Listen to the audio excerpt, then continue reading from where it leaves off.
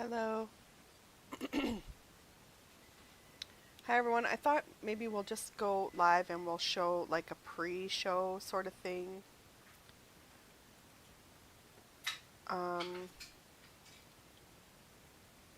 Talking about the tariffs while we wait for Trudeau to come on.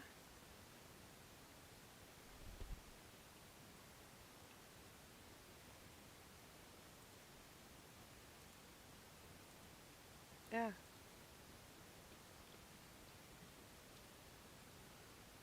One sec, just let me get set up here. Let me get set up. Uh-oh.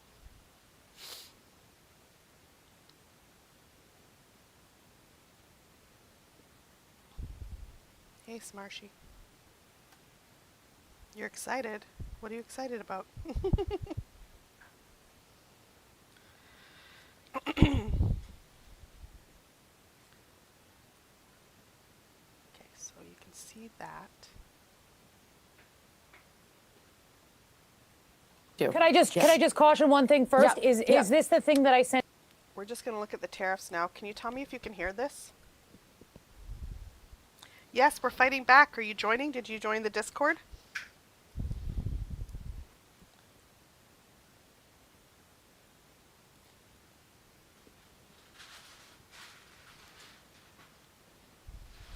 Awesome. I didn't see you there. I can't date guests because guests can't hear the show. They can't hear what's going on. They obviously can hear my dogs barking, but they can't hear the show. Hey, how are you?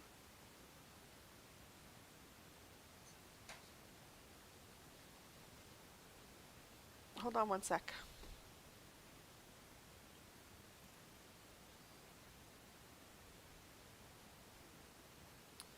Hold on. Ugh. I hate when I'm looking over to my left. My avatar goes a little bit insane.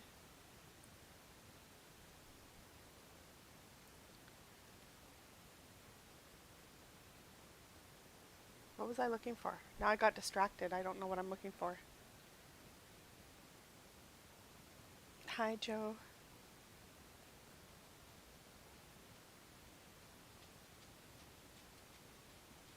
Nothing's wrong. We're going to go through and watch these tariffs. Sent to Hill News because it's from a news organization.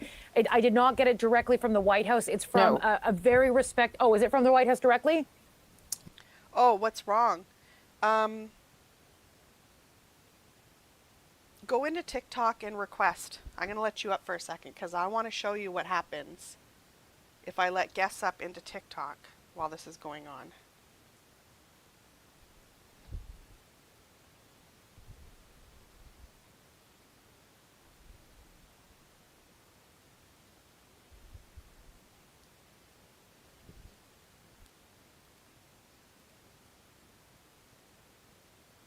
Give me a second here.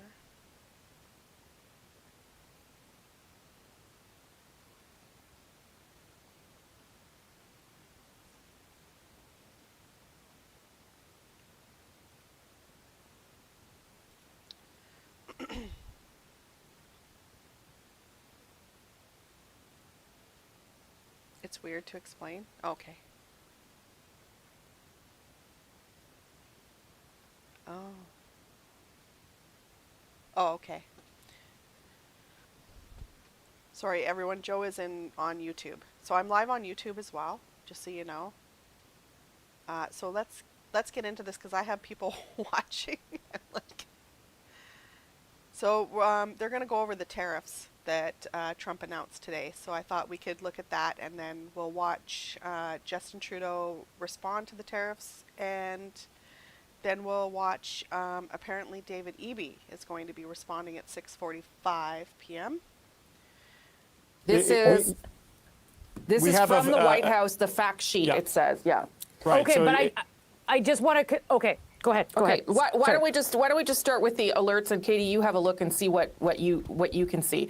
The White House says that retaliation clause calls for further action, likely increased tariffs if needed. It confirms what we've been reporting, that there will be a 25% tariff on Canadian exports and exports from Mexico. That will go into place on Tuesday. David, do you want to pick up there?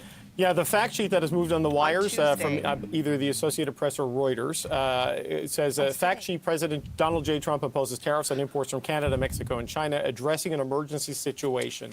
The extraordinary threat posed by illegal aliens and drugs, including deadly fentanyl, constitutes a national emergency under the International Emergency Economic Powers Act. So that is the instrument that is being used, that has been discussed throughout the afternoon. Until the crisis is alleviated, President Trump is implementing a 25% additional tariff on imports from Canada and Mexico and a 10% additional tariff on imports from China. Energy resources from Canada will have a lower 10% tariff. No energy carve-out for Mexico.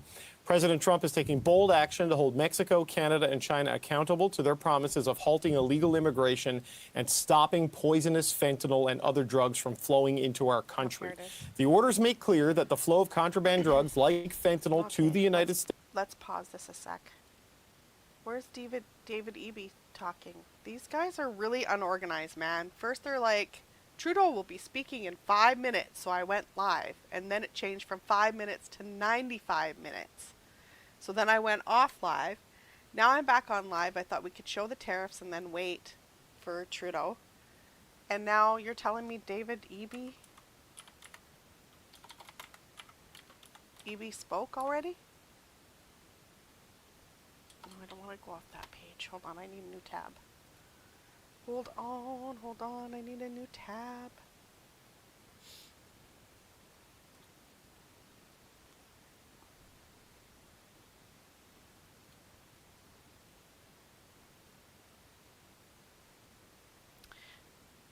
They're so unorganized.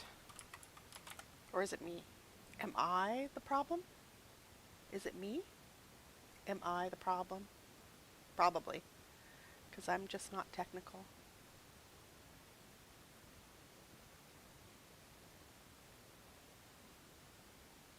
Oh yeah. Make sure you share the link to our cute winter boots.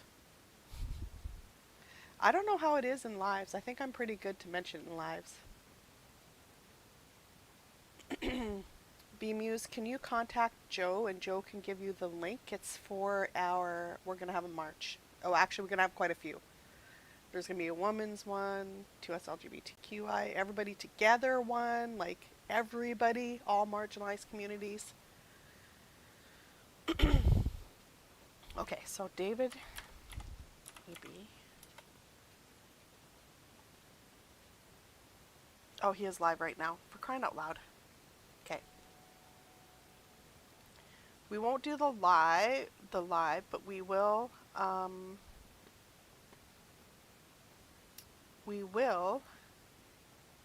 go back and look at his at least. That'll give us something. That's good. That's good. Okay, hold on. Give me 2 seconds. I gotta get back into.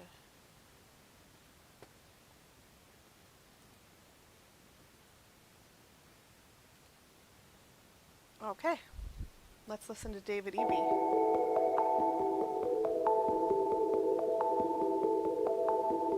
Let's fast forward to David Eby. I need one of these, Joe.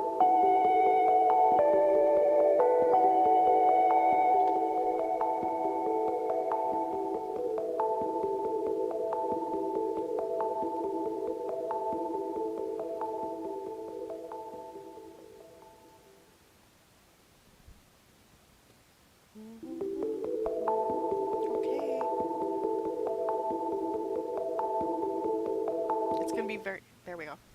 Good afternoon. Thank you for the opportunity to speak directly to you, my fellow British Columbians, about Donald Trump's unjustified tariffs on Canada. This is an attack on our country and on British Columbia families that will not go unanswered. We won't back down or be pushed into becoming the 51st American state. Canada is a proud and independent nation. We're proud of how we take care of each other and our neighbors, just as BC firefighters have been helping the people of Los Angeles battle fierce wildfires. Can you tell me how We're the sound fortunate is? to live in the It best sounds province quiet and the to best me. country in the world. When our sovereignty is challenged, we have two choices: to surrender or to stand up. We're going to stand up. Today, we make the only possible choice: to stand up for British Columbians and all Canadians, to defend our workers, our businesses, and our communities.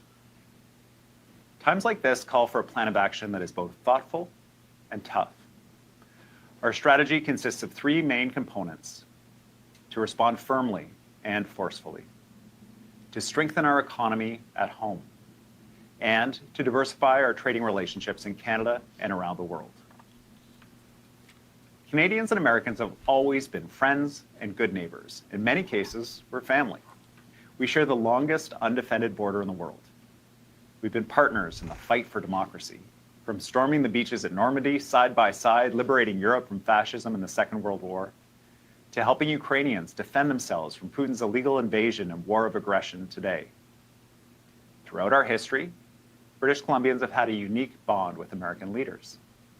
In 1923, a huge crowd turned up in Stanley Park to greet President Harding, the first to ever visit Canada. In 1964, President Johnson came to Vancouver to sign the Columbia River Treaty, when Canada and the United States agreed to work together on flood prevention and electricity generation. One of his last acts as governor of Washington State, Governor Jay Inslee traveled to Langford to pay respects to our dearly departed friend, Premier John Horgan. President Trump's crushing 25% tariffs are a complete betrayal of the historic bond between our countries. It is a declaration of economic war against a trusted ally and friend. I understand President Trump is concerned about fentanyl in the United States. Well, we're concerned about fentanyl too. And guns. It's taken too many lives here in BC and made people and communities less safe. We welcome U.S. support in stopping the flow of fentanyl, drug precursors, and organized crime from China and Mexico. We all need to work together on this global problem. This isn't the way to do it. As British Columbians and as Canadians, we'll stand strong and united in the face of this unprecedented attack.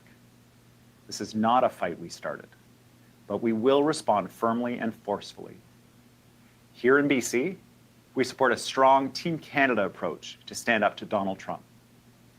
For our first of many steps, effective today, I have directed BC liquor sales to immediately stop buying American liquor from red states.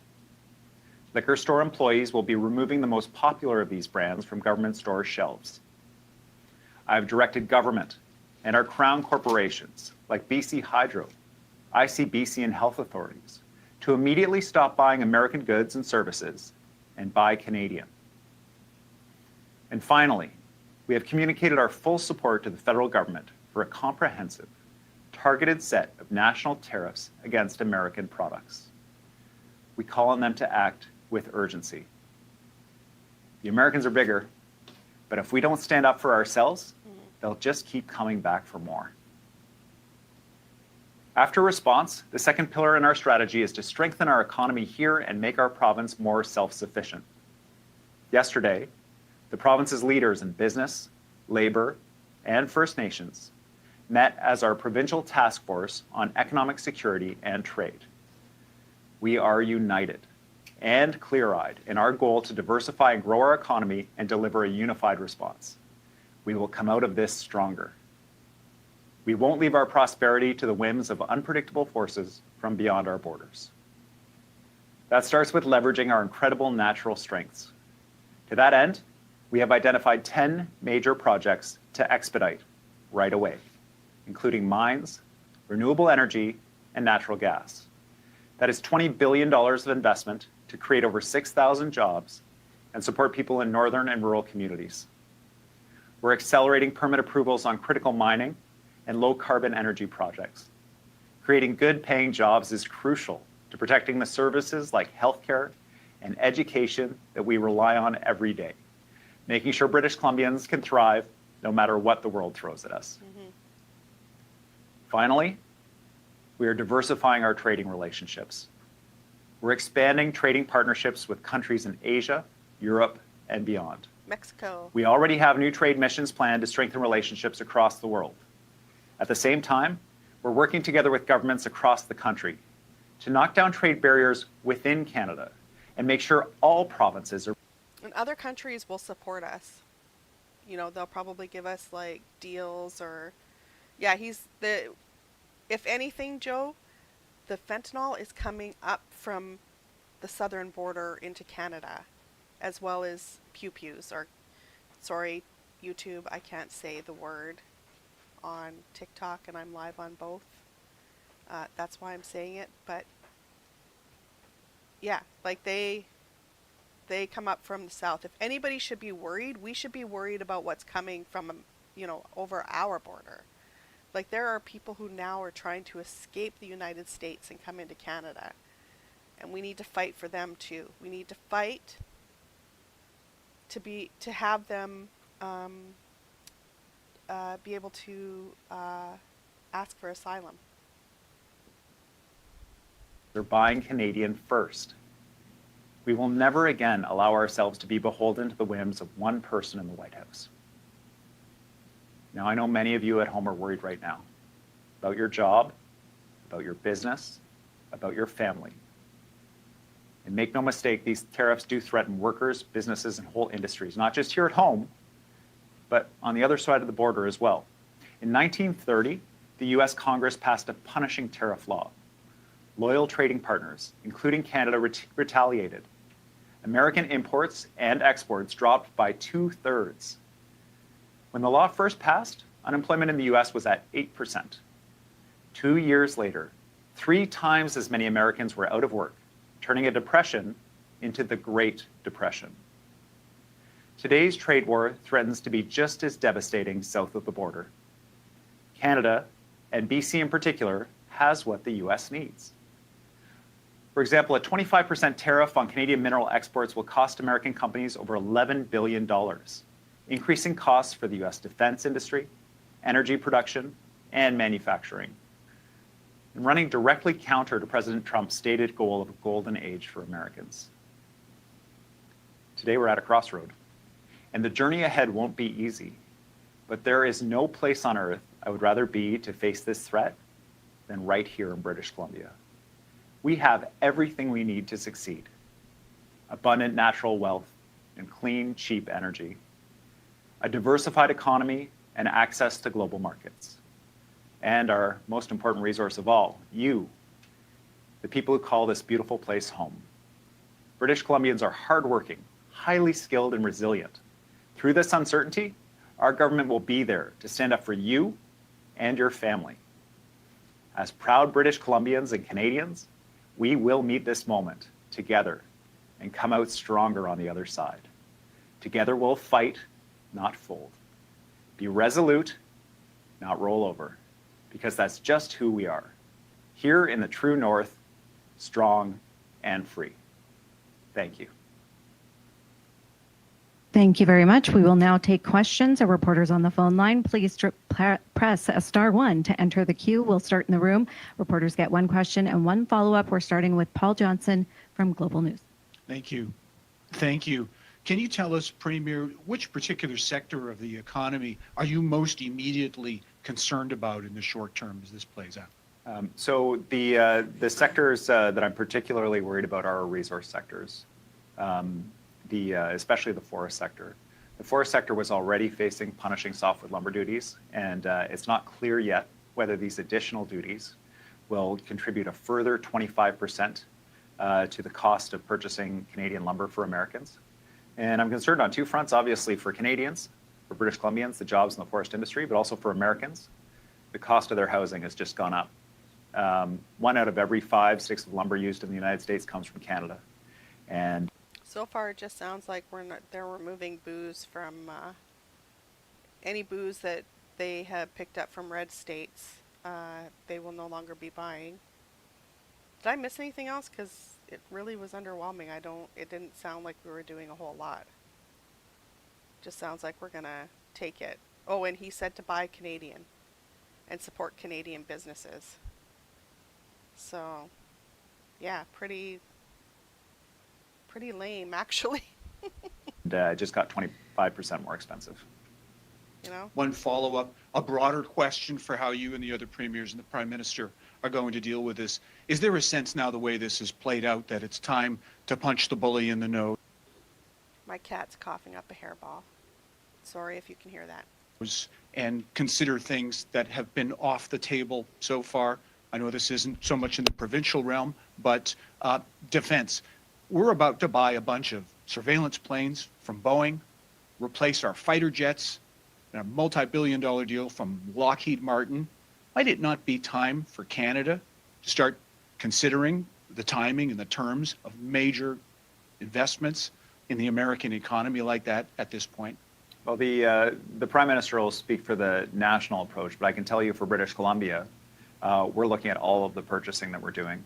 Just the liquor purchasing that we do here in British Columbia is $3.5 billion. We are, depending on how you do the math, in the top 5 purchasers of alcohol products in the world through our liquor distribution branch. And so whether it's liquor or whether it's materials for our hospitals or our schools or public service, all of those will be under the lens of these tariffs, and we'll be buying from other jurisdictions and Canadian products first in preference to American products. And for major defense expenditures, which I know is a priority for the Americans, for the president, he wants to see Canada putting additional money into defense. I mean, it seems kind of lame, but Joe's right. Hold on, let me put up Joe's comment here. The federal government is going to be the main response because, yeah, provinces can only do so much. So maybe as a province, we spend a good chunk of money, like it sounds like a really good chunk of money on the alcohol from red states. So, right, Alberta probably, you know, imports, exports a lot more different items, as well as each province probably has, you know, like Alberta has oil and gas, and, you know, other provinces have other things. We have booze, so yeah. So I mean, it might seem like not very much, but maybe it is a lot. And then, you know, we're going to do things like, I know that in my family, we're going to be buying only Canadian products from now on, shopping at Canadian stores. I'm trying to determine whether it's going to be Costco, because Costco did raise the wages and kept their DEI, but I'm not sure. So I'm considering, I'm thinking of it, but, you know, shop at the smaller stores too. Yeah, so Boogie Beams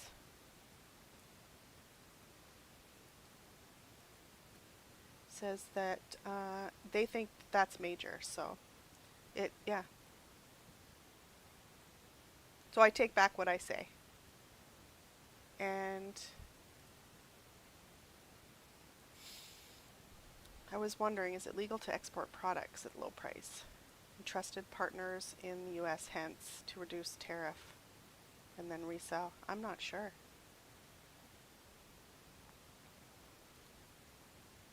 Okay, let's continue. Well, we're all happy to do that work together, but these tariffs will force Canada into procuring from other countries. Next, we go to Jason Hui from Mingpao. Hi, Premier. With this decision today, how long do you think we could sustain ourselves in this fight with U.S.? Well, this is an important question for British Columbians. It's important for people at home to know that BC is the least trade-exposed province to the United States. And this is a function of deliberate strategies by governments through the years to diversify our economy, including our government, and to expand our trade across the Pacific. And it's also a function of our geography. Unlike Ontario or Manitoba or Quebec, we do have access to those global markets. Even despite the fact that we're the least affected, it will be profoundly damaging for BC families and businesses. And one of the realities that will come from this, I'm sure, for business owners, for certainly for our government, is the recognition that even when the tariffs are taken off, the relationship will not go back to the way it was before. We will not put ourselves in this position again of being as exposed to the United States. And that means that we have to deepen our relationships and support businesses in taking risks to expand trading networks away from what's easiest and most convenient, which is just right across the border, just a short drive from where I can see the U.S. from here. It's that easy. But we have to push ourselves to diversify those trading relationships so we protect BC families and Canadians from future actions like this. One follow-up. Could you give us a picture in the meeting that all the premiers across the country are on the same page now, or are we still seeing some divided opinion from some particular premiers? Yeah, we had an emergency First Ministers meeting today with the Prime Minister, and premiers were united and resolute about the need to respond firmly and forcefully to these tariffs. And I believe that the President's actions have really brought Canadians together and focused us on the threat at hand to our jobs, to our families and our economy, and by the way, to American families as well. Next, we'll go to the phone lines. Reporters, please take yourself off mute and off speaker so we can hear you clearly. We will start with Nono Shen from the Canadian Press. Go ahead, Nono. Oh, hi. For taking my question. So, Premier, I noticed that in President Trump's executive order, he singled out BC, saying Canada's heightened domestic production of fentanyl is largely from BC. It seems to me that President Trump thinks BC is a one player in international fentanyl trade. I wonder, may I ask your reaction on that? Well, I've heard many justifications for these tariffs from President Trump. And I also heard him say there's literally nothing that Canada can do to prevent these tariffs from being put in place. And I take him seriously at that. He's a bully. I also take him seriously in his stated concern about fentanyl. I share that concern. I think Trump wants Canada to come begging on their knees. And I think his words were that he just wants Canada to admit that we're a problem. So if we go begging on our knees and admit that we're a problem, will he drop the tariffs? Is that how it's going to work? Right? Like, I believe that's the words that he used. And no, we're not going to do that. We're not going to do that. And his whole annexing Canada. I'm concerned about issues related to transnational organized crime and money laundering, precursor chemicals coming into Canada through the ports. And when you're talking about transnational organized crime, you have to work together. Countries have to work together. And I can't imagine a stronger ally, certainly than our provincial government. If the president wants to come up and wants to do that work, he can come to British Columbia and we can talk about the work that we can do together. I'm keen to do that because we share a goal of addressing those major issues. But I can assure you that this is not the way to do it. To have a 10% tariff on China and a 25% tariff on British Columbia and Canada, when one country, and certainly this province, wants to work with you to go at that issue, it doesn't make any sense to me. These tariffs don't make sense. They don't achieve his goal of economic growth for the United States. We provide so much of what the United States needs. And they are... Because the way our dollar is down right now, like way down. So it's cheaper for them to buy stuff from us and then resell it, right? Trump's plan, he's trying to get it so that companies in the U.S. have to pay more for Canadian products. So then instead of buying Canadian products, they will invest into the U.S. But the problem is that the U.S. has to pay more for staff, pay more for merchandise, all that stuff. They are simply unjustified because we're here to do this work together. It's going to cost the U.S. a lot. No, do you have a follow-up? Oh, yes. I have another question regarding for lots of people, lots of British Columbians, they are worried about losing their jobs. They are for lots of people, they are anxious. Sorry, the retaliation tariffs in BC for BC is going to be alcohol. So apparently we We buy a lot of alcohol from red states, so they're stopping all of that. They're not going to buy any more alcohol from the U.S. in red states, anyways. But that's just for BC. Apparently, it's a big industry. About how to pay their rent in the upcoming months. I wonder, do you have any message to reassure them? Thank you. Yeah, thanks, Nono. For people who are concerned about their jobs, they're in trade-exposed industries where they trade particularly with the United States, and employers have made statements about the potential impact of tariffs. What I can tell you is that the federal government is working to ensure that the employment insurance program is there to support people. And just like during COVID, where we closed the gaps between federal programs that would have left British Columbians or British Columbia businesses out in the cold, we'll do that again. We'll make sure that British Columbians who are losing their jobs as a result of these tariffs are supported in two ways. One is with programs to ensure that you and your family get through this. And the other is by growing and strengthening our economy so that we have jobs that are not dependent on the United States, using our resources to ensure that we're delivering that strong and independent economy so you and your family have a prosperous future here regardless of whatever happens south of the border in terms of the politics there. Next, we'll go to Wolf Deppner, Black Press. Go ahead, Wolf. Yeah, hi, good afternoon, Premier. Thank you for taking my question. A question regarding the expedited resource projects that you mentioned during the opening part of your speech. Can you give us a timeline as to when these projects might be going ahead? What is sort of the process also in terms of getting these projects sped up? Might you recall the legislature? Thank you. Thanks, Wolf. So as part of our work with the Economic Task Force, we put a call out to the major business organizations in the province, and we said, what projects are you aware of that your members have that are maybe hung up in some kind of process or could be expedited that could quickly get people employed, especially those projects that are not dependent on the American market. They provided us with extensive lists of projects.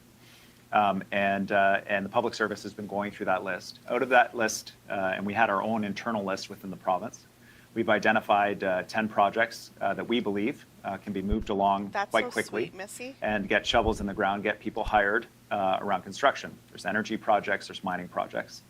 And these are particularly projects that are in smaller rural and remote communities that are going to be disproportionately affected by these tariffs. That's just the beginning. That list of 10 projects is just a fraction of the list as a whole, and we'll be working closely with the task force to address not just these specific projects, but also the underlying challenge that led them to get hung up in the first place, so that we come out of this on the other end stronger, more prosperous, and more efficient as a jurisdiction to do business in, and more attractive to jurisdictions around the world other than the United States. Wolf, do you have a follow-up? Oh, and the legislature, might you recall the legislature to get some legislation out on these projects? Yeah, we will have legislation, Wolf, that relates to expediting projects in the province, and we're going to be there very shortly. I look forward to seeing you there. Great. We will go now to Thomas Seal from Bloomberg. Go ahead, Thomas. Hi, Premier. As Attorney General, you took action to curb money laundering in BC, and as someone else mentioned, the executive order mentions the FinTrack report by name and BC by name. You've spoken recently yourself about how more needs to be done on this file. So do you think there was some failures from the federal government in Canada to allow it to get to this point, notwithstanding maybe the US approach? And do you think more will finally be done on this file? And if so, what needs to be done? Yeah, I mean, British Columbians have been ringing the alarm bell on concerns about money laundering and transnational organized crime for a number of years now, and we did a full public inquiry on the issue of this money flowing through our province. Addicted Bear is asking, will you be posting a video later on what JT says? Sorry, my meds. Don't need to say that. But yes, because this is on YouTube. And so you can go on YouTube and watch this later if you want. You can watch the replay. Sorry, I almost read your whole statement out loud. We've made a number of reforms to increase transparency around who's buying properties, to reform issues related to the luxury automotive sector and to ensure that protections are in place. And you know, my concern about that and my strong desire that the federal government do better on that issue does not justify for one moment what Donald Trump is proposing to do to Canadian families and Canadian jobs. This is an issue that by definition is international in nature, requires countries to work closely together as trusted partners. And I believe that working closely with the United States, Canada could make some incredible traction on this. And I ultimately hope that that's what happens. But these tariffs are actually an obstacle to that work happening. Because I would say trust is now at an all-time low, that there are not good dialogues happening. And I do think we need to do that work. You know, I think if President Trump wants to do that work, British Columbia is here. Encourage him, come. I think we're, you know, we're, as I say, the best province and the best country in the world. Let's sit down and figure out what we can do at the provincial level. And I know that we can convince the federal government to do this work, but I guarantee that tariffs are not the route to get there. They are not connected. They are not justified. It will only hurt people on both sides of the border. Thomas, do you have a follow-up? I heard that.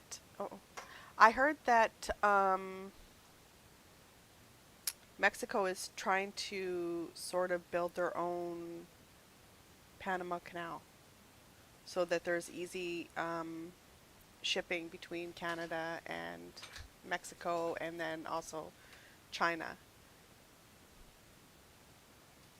Thank you. Yeah, just on the BC liquor decision, have you scoped how much this pulling from the shelves and the removal of red state purchases, how much the dollar figure is that applies to that? You mentioned an overall figure, but what's the subset that you're making a decision on? So thanks for the question. In terms of the impact on individual producers, we don't have that number for you right off the hop, but we do expect to be able to have that for you. The goal here is that this is a short-lived set of tariffs, that this is a short-lived set of actions. Our hope is that British Columbians like to drink Jack Daniels. They can drink their Jack Daniels. I had a particular experience early on in my drinking career that with Jack Daniels, that it's not my drink of choice. But for those who do like it, you know, I want you to be able to get it. But the reality is that there are jurisdictions in the states that are supporting this trade war against us, that are supporting these tariffs against us. It's not the California wines. See Trudeau, Joe. Trump was clear about what he thought about California and LA. But we're trying to send a message to specific decision makers. We're interconnected. We're tied. Decisions that you make about us also affect you. And that's what we're trying to achieve here. I think at the end of the day, you know, when you talk about the bourbon trade, this is a small piece of the overall bourbon trade.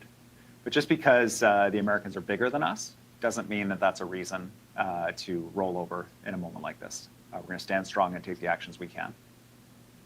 Next, we go to Richard Zussman, Global News. Premier, one of the things that is thought President Trump is interested in is Canadian water. We have abundant water supply here in British Columbia. What can you do to ensure that our water in this province is protected from any measures from the United States?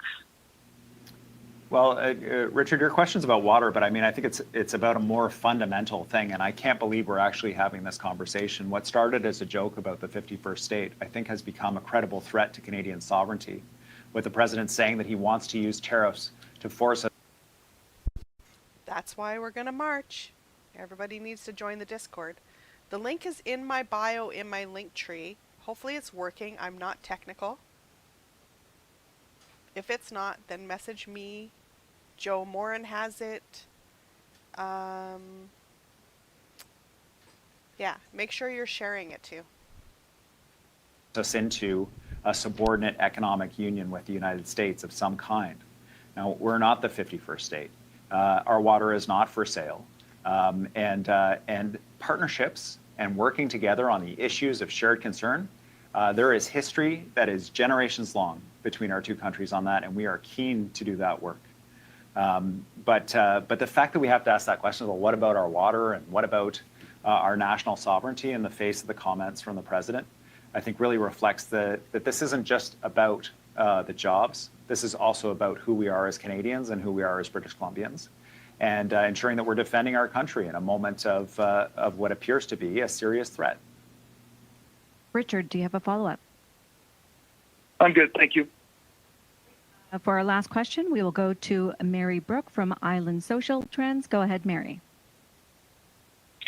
Hi, Premier. Can you tell us a bit about the food security aspects of BC while these tariffs are going on? I'm thinking farmer support, households, anything in that area? Thanks. So my concern about food for British Columbians who are already struggling with global impacts that are driving up the cost of groceries on the shelf is that the Canadian dollar is likely to take a significant hit as a result of these tariffs. Now, in some ways, that's helpful in the sense that it blunts the impact of the tariffs. It reduces their impact on our ability to sell products to U.S. customers, and it preserves jobs. In other ways, it's really unhelpful when we're buying food that's imported from the United States. We export a lot of agricultural products to the United States. Americans will find that their pasta is more expensive. They will find that greenhouse products that are grown all along the border from Canada, that transit the border and head into the northern U.S. are more expensive. They'll find that avocados are more expensive because of targeting Mexico. And for Canadians, we know a few things. One is that our supply managed industries like dairy and eggs and chicken and so on will continue to be unaffected by this. But products that are imported from the United States will be more expensive. But my message to British Columbians and to Canadians, my hope is that given the choice, when you're looking at two products on the shelf, you know, I was at Costco, I was looking at the Captain Highliner fish, I was looking at the Jane's fish. The Jane's had the big Canadian maple leaf on it. You know, we make the Canadian choice. You choose the Canadian product when you have a good substitution to make. That'll do two things. One is it'll help keep your costs down in a time of strain around affordability. But the other is it will send a message. Mary, do you have a follow-up? Yes, Nikki, I am. Yes, thanks. Supports for everyday Canadians or British Columbians. Joe's going to tell me will when there he's be on. emergency supports other than the EI for employee? Everybody that's on YouTube right now, if you could please subscribe to my channel, I would really appreciate it. Thank you very much. And thanks for being here. Will small businesses and individual households be given support during this likely recessionary time? Thanks. Thanks. Yeah, we're working closely with the federal government. Because they're prorogued, they advise us that there won't be new programs, but they believe that they can use the EI program that they already have, as well as additional federal programs to support business and support individuals. Our experience during COVID was that there were gaps, there were insufficient supports in some areas, and so that will likely be the case again. Once we have a picture of the federal government programs, we'll be able to fill in those pieces. It's also why we have the task force. That's good, Robert. I'm glad you think so. That is working on trade and economic security around that. And I actually believe you'll be fine without Canada. It'll just be more expensive for you. Table, we have the major sectors of BC's economy represented, so they can identify for us where federal programs are not meeting the need, where they're either missing or insufficient, and then we're going to be able to top those up and address them. Our goal around supports for business is that rather than just getting them through this process, we're also supporting them in accessing other markets, in strengthening and diversifying their customer base so that they're less dependent for the long haul on the United States. And we're underlining that provincial and national goal of diversifying our economy. Thank you. That's it for today's announcement. If you have any follow-up questions, please email premier.media@gov.bc.ca. Thanks very much, everybody. So that's that one. We'll see if Trudeau's live or going to go live here soon.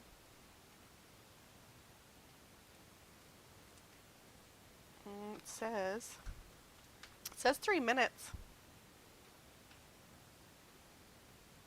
think I'm missing a meeting, actually.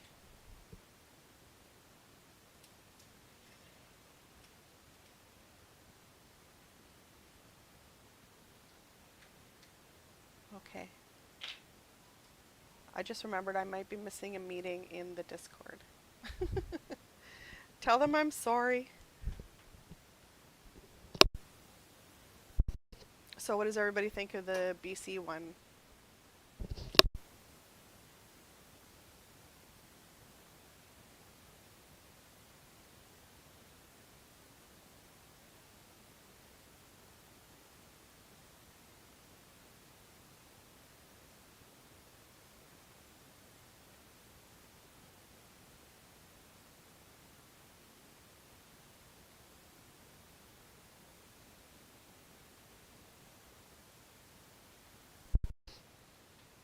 One of my kids is making a wonderful sword. Tomahawk. Okay, no. Katana. Okay, I don't know my swords. Okay, so we're waiting for Trudeau to come in. Yeah, at least they're planning and keeping everyone informed. Daniel Smith had I wonder if I could find it or get it up here without wrecking my setup. Let me see if I can find it here. Daniel Smith had a tweet out. Let me see.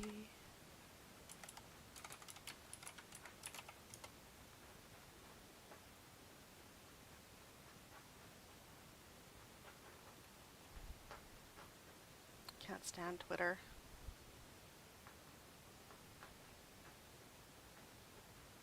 Yeah, it's really weird. It's like she's doing a 180. Okay, let me see if I can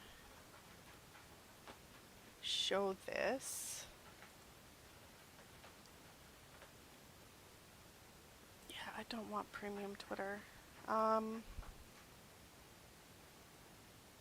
It says, I am disappointed with U.S. President Donald Trump's decision to place tariffs on all of Canadian goods. This decision will harm Canadians and Americans alike and strain the important relationship and alliance between our two nations. Alberta will do everything in its power to convince the U.S. President and Congress, as well as the American people, to reverse this mutually destructive policy.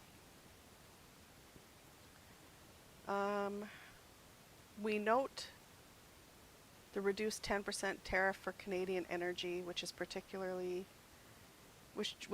partially, sorry, I'm wearing glasses, a recognition of the advocacy undertaken by our government and industry to the U.S.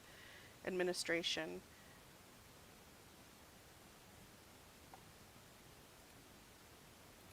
Just making sure I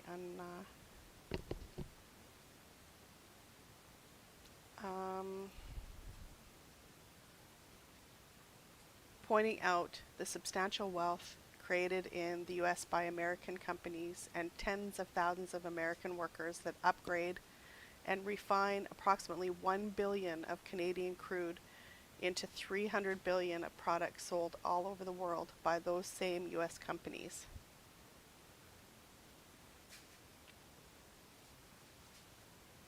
Where did you DM it, Joe?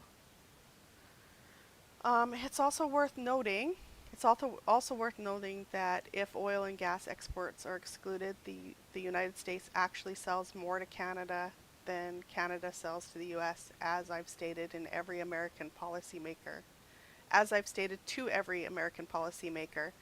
I've met with these past months.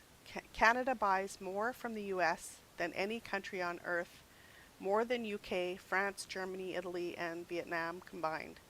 There is therefore no economic justification for tariffs imposed on any Canadian goods. Alberta will continue our diplomatic efforts in the United States to persuade the U.S. President, lawmakers, administration officials, and the American people to lift all tariffs on Canadian goods as soon as possible and to repair our relationship with the United States. I encourage all premiers and federal officials to do the same, especially as the effects of these tariffs begin to take their toll south of the border. Americans need to understand the detrimental consequences of this policy decision. Alberta will also work collaboratively, with our federal government and fellow provinces on a proportionate response to the imposed U.S. tariffs through the strategic use of Canadian import tariffs on U.S. goods that are more easily purchased from Canada and non-U.S. suppliers. This will minimize costs to Canadian consumers while creating maximum impact south of the border. All funds raised from such import tariffs should go directly to benefit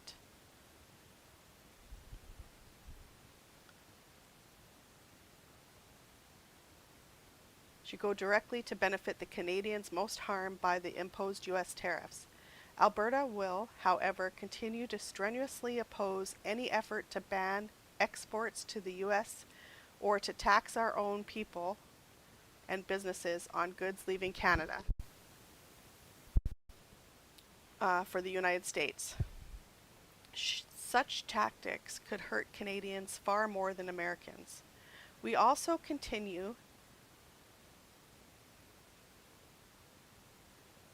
probably curses is like, wow, who broke through to DS? She probably got threatened. Probably withholding something. We also continue Alberta's call for the appointment of the border SAR, wow, to coordinate the securing of our borders against illegal migrants and drugs moving in both directions, and to achieve our nation's 2% of the GDP NATO commitment by 2027. These things should be done for the safety of all Canadians, regardless of our trade dispute with the United States. Holy. Despite the disappointment of today's decision, there is also an incredible opportunity before us as a nation. Canada can and must now come together in an unprecedented effort to preserve the livelihoods and futures of our people and to expand our political and trade relationships across the globe. We can no longer afford to be so heavily reliant on one primary customer. We must stop limiting our prosperity and inflicting economic wounds on ourselves. Rather, we must unleash the true economic potential of our country, which poses more wealth and natural resources than any other nation on earth. Well.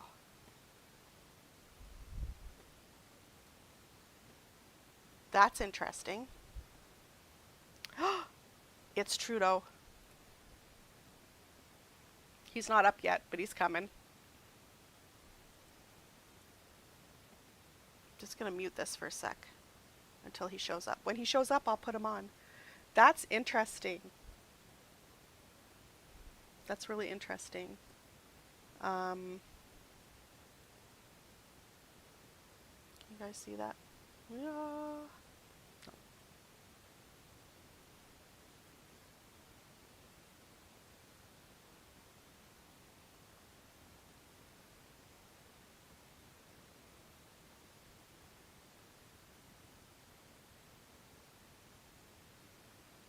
Trudeau has nothing to do with it. Stop blaming everything on Trudeau. He's not even, he stepped down, man. He's not even, you know what I'm trying to say. But like and subscribe, and thank you for your engagement. Please like and subscribe to our YouTube channel. So what are your thoughts on Danielle Smith having it just like 180? Like I agree with her. Like that's pretty bad. Like I agree with her.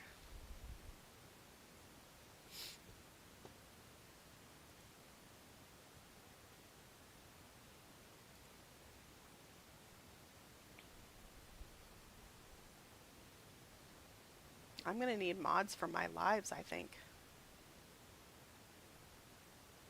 I don't know how to mod anybody. Where's Joe? Where's Joe? Put Joe in a timeout. Delete Joe's comment. No, on YouTube.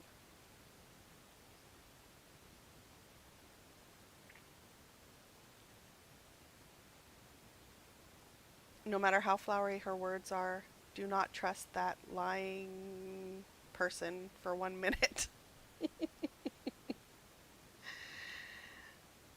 I gotta learn how to mod somebody on YouTube. Okay, right now it's just an empty podium. I'll put it up so you guys can at least see it.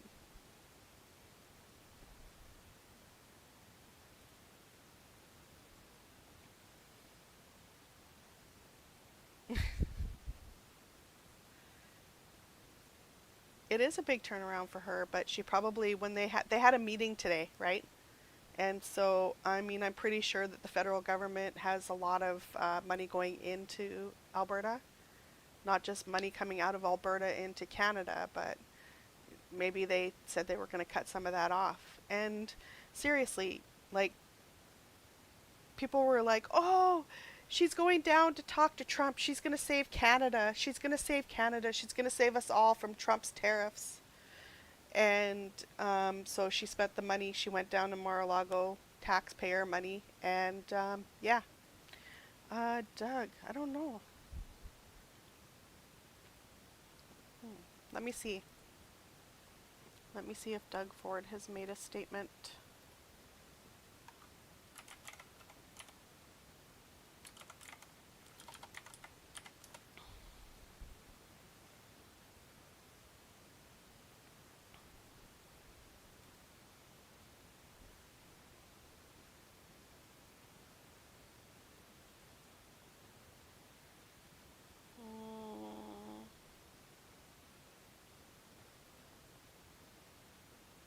President Trump's decision to tariff Canada is extremely disappointing and will hurt millions of workers on both sides of the border.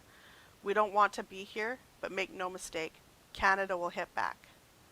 And he did do a video, but I want to. We can look at it after Trudeau, because Trudeau's supposed to show up here soon. Still an empty podium though. The podium is empty. Check my Discord. I'm scared to do it. I'm scared to check Discord on here because I am doing like a. Hold on, I'll check.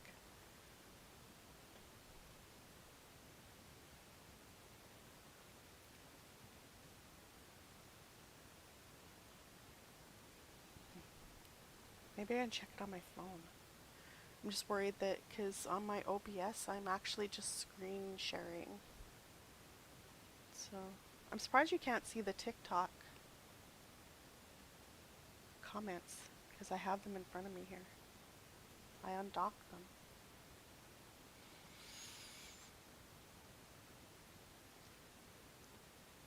Let's go to just me. And I'll see if I can take a look at... Oh, who's that? Who's that?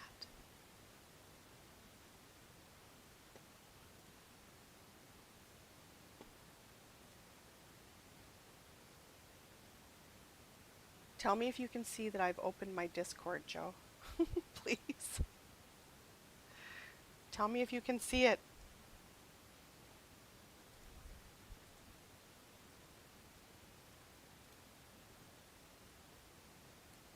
Okay. I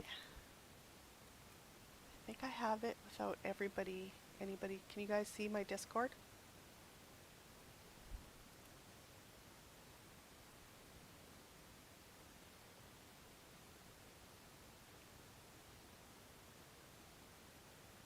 Oh yeah, CPAC would be better, wouldn't it? Yeah.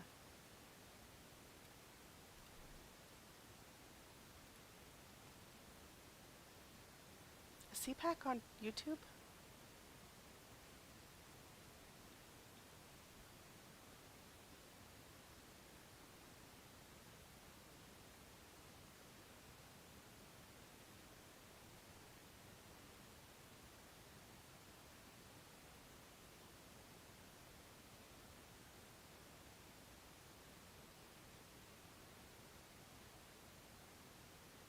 Oh, okay. Open my... Sorry, everyone. Just checking to see. Joe's sending me instructions on how to mod him.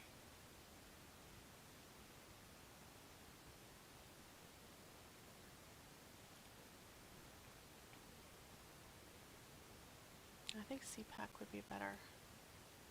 Okay. Let me see if I can find...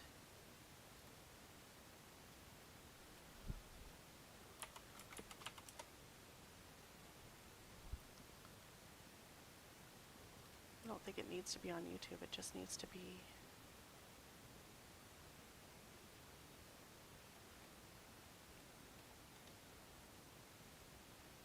How's everybody doing today? Talk amongst yourselves.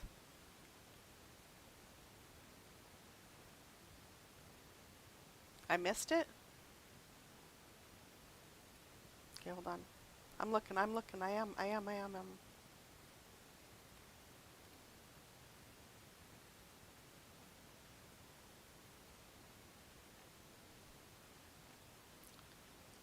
No, Polly just doesn't know how to use the internet.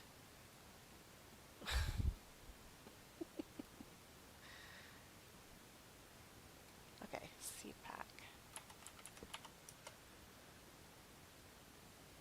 Oh, okay, I see it.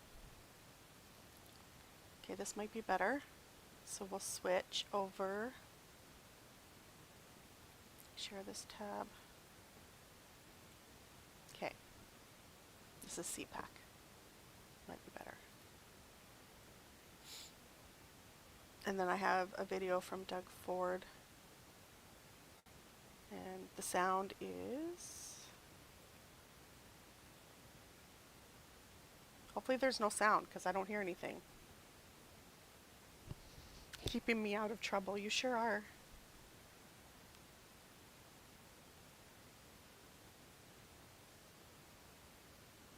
Yeah, so apparently this Facebook group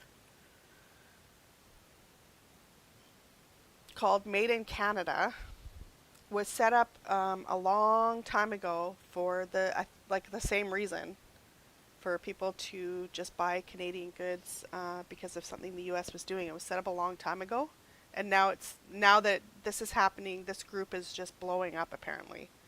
So yeah, make sure you go to Made in Canada on Facebook, the Made in Canada Facebook group, to get all the Canadian goods. Apparently it's like blowing up now like crazy.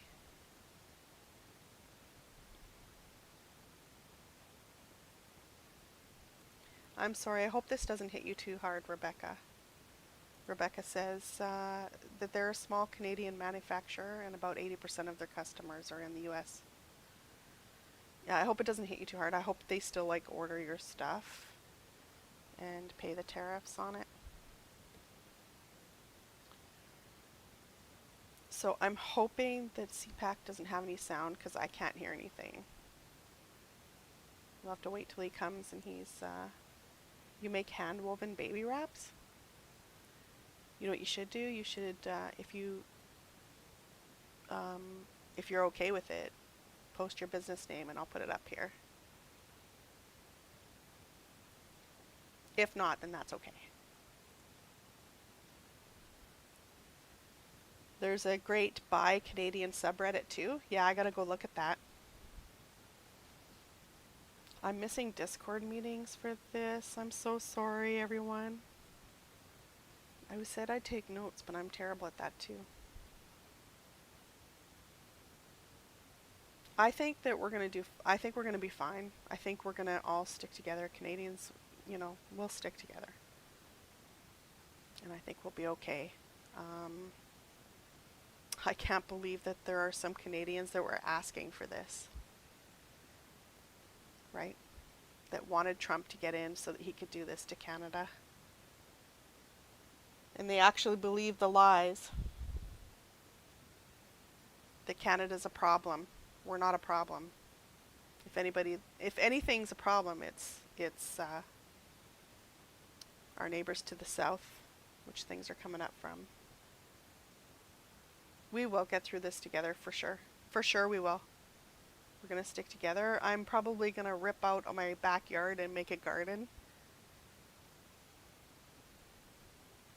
Although I like kill plants. So it would take a lot for me to learn it. I'm running out of things to talk about while we wait for Trudeau.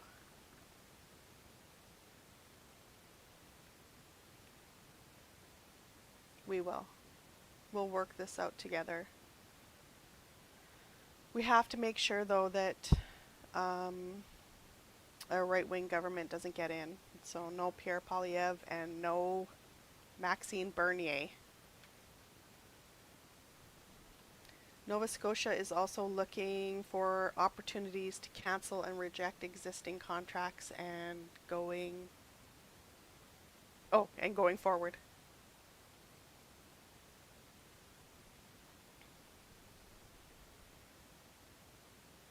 We need a strong Prime Minister that is going to stand up to Trump. And I'm wavering.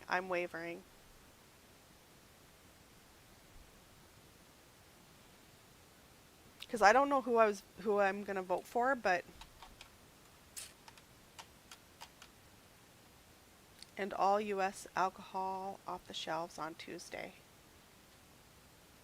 They said red states, though. They're not going to punish the blue states that paid for, or that didn't vote for Trump. So they're going to still get the blue states alcohol. Somebody give me something to talk about. Don't forget to go into my bio, into my link tree, and join the Discord. We're going to march. The marches for all marginalized communities, for everybody that is listed basically in the DEI that Trump is. It's not working. Okay, message me and I will.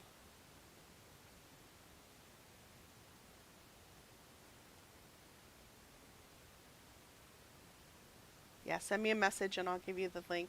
Because sometimes they expire, but also I'm not very technical. Like, this is all, like, I'm shocked that I can figure this out. Oh, wait. My TikTok is not showing. There we go. See? See what I mean? My TikTok is not showing the podium. Remember, I'm live on YouTube. If everybody could go to YouTube and like and subscribe our video, like the videos and subscribe to our channel on YouTube. I'm up on I'm on YouTube, I'm on TikTok, I'm on Twitch and Facebook, but Facebook is friends only. I gotta fix that to try to figure out how to get it public. Every time I do the Facebook one, I have to go in later and move it to public.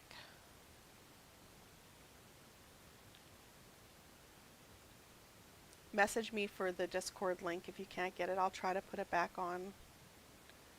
Yeah, Facebook is ridiculous. That's why we're not doing, like, the last time we had 1 Million Voices for Inclusion had the, when we did the 1 Million March for Children. Thank you, Flu Trucks Clan. The Discord link is in the chat. Copy and paste. And then make sure you read the rules, because we'll know if you don't, because you have to have a password to access the full server.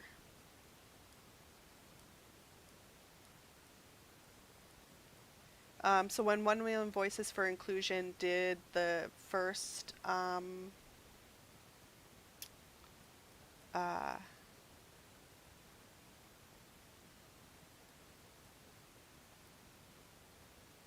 what was it called again? Anyways, when we did the first protest, I started up a Facebook group, 1 Million Voices for Inclusion, and I had it public so that just anybody could go diving in there, kind of like what this Discord's going to be.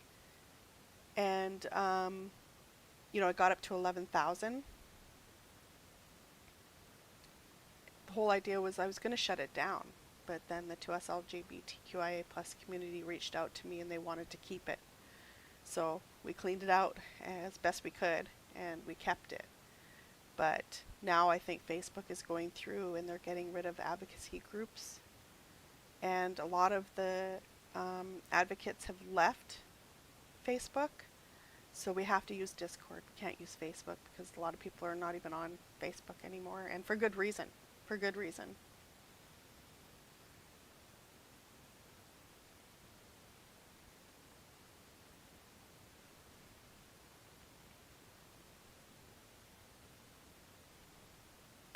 So right now in our Discord, we're going to have a few marches, quite a few. I mean, we have 4 years to go here, people.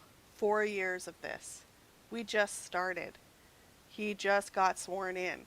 Like, we have 4 years of this to go.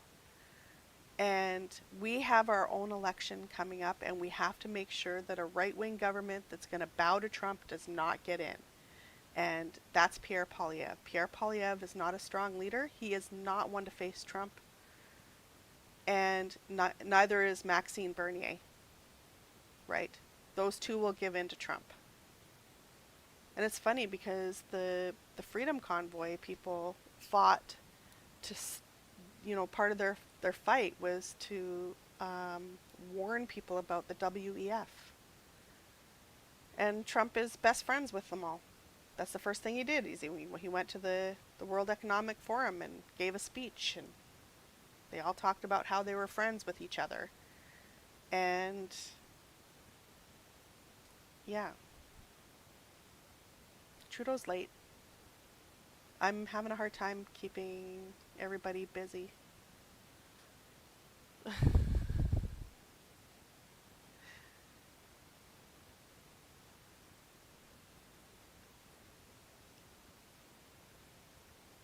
Who's he texting? Who do you think he's texting? I think he's texting his wife. Telling her how much he loves her. Actually, I should say partner, because we don't know. Telling them how much they love them.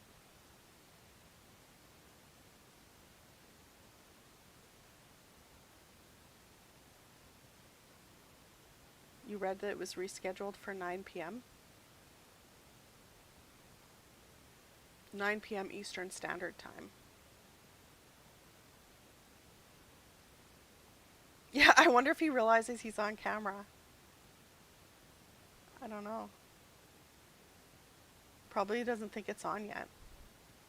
Probably doesn't think that they're transmitting live yet. Hopefully the sound is good on here, because right now I can't tell.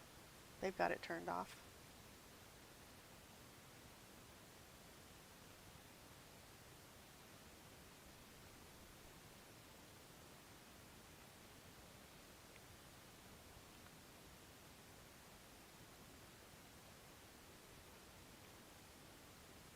From 6 to 8:30 to 9. I know! Derek, I was on here earlier. So Derek says from 6 to 8:30 and now to 9. And they're laughing. I know it's annoying. But yeah, I was here at 6. My sound just got better. I was here at 6. Then I shut down my live because it went from going 5 minutes to 95 minutes. So then I came back and I thought, well, half an hour to go, we'll just run through some of the reactions of what people are saying. David Eby was supposed to be on after Trudeau, but I think maybe David Eby got tired of waiting and went on before Trudeau. He's probably like, oh man, I'm just waiting for him. I think I'm just going to go on beforehand. And then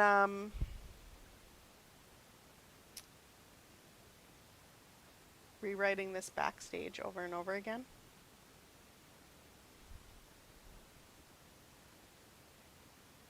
Can you just imagine Trudeau's probably pacing back and forth, reading his speech over and over again? Anyways, we got 4 years of this, people. 4 years. And we can't let this continue. We can't let these right-wingers take the rights away from everybody. Like, if they had their way, women would be back in the kitchen serving their man a martini when he comes home with high heels, wearing a dress and a little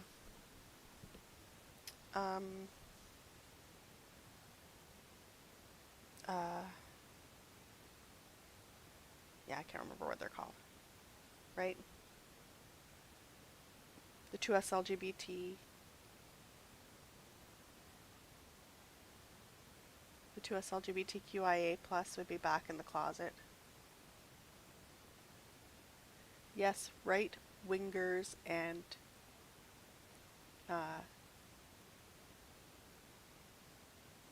Christian nationalists. Not all Christians are bad, not all Catholics are bad, just the ones that are extreme. I'm not going to define women.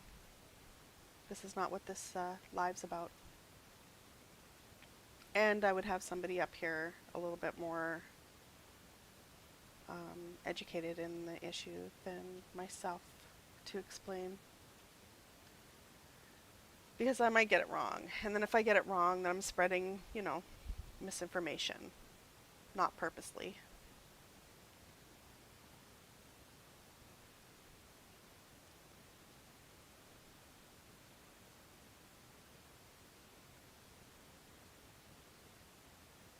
What else should we talk about? How's the weather outside? Come on, Trudeau. We're waiting. Canada is waiting for you. We've been waiting since 6 o'clock.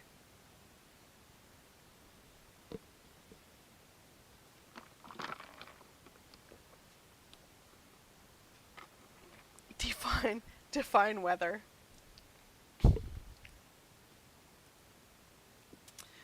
Again, I'm probably not educated in that. Don't forget to subscribe to the channel, please. Trying to get 1,000 views anyways. Oh, there's sound. There's sound. Oops. I meant to hide your comment. Mel Tate just said that. -11 in Toronto.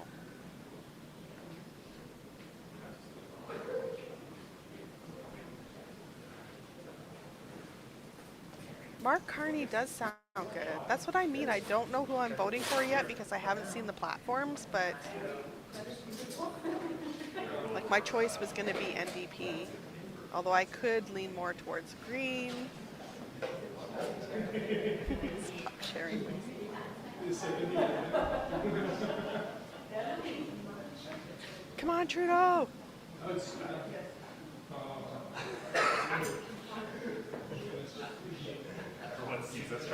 Wonder if the delay has caused Daniel Smith finally decided to work with the rest of us. Yeah, I think maybe they probably told her. I don't know. Like, she was really adamant in supporting Trump until recently. I mean, she went down to Mar-a-Lago. She sprint. Yeah,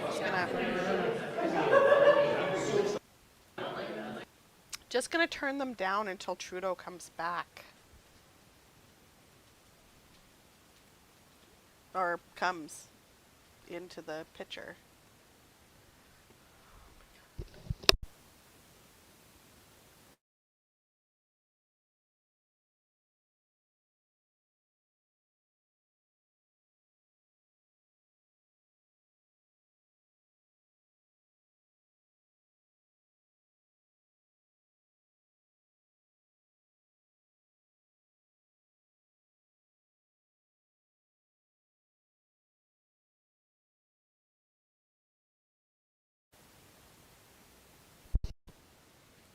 Sorry, I got someone in the house that's 3D printing. What do you think he does?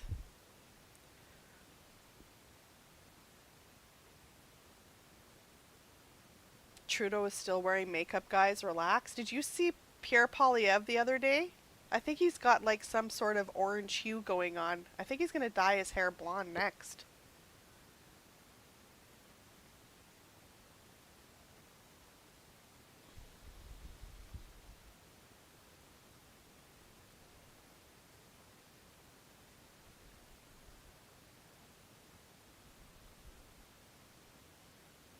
Yeah.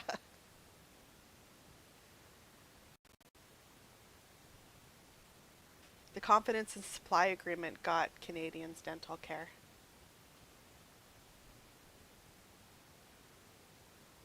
A lot of people say that the NDP don't do anything, but they do. They have power when when the government needs them to hold them up. You can't lose that dental care.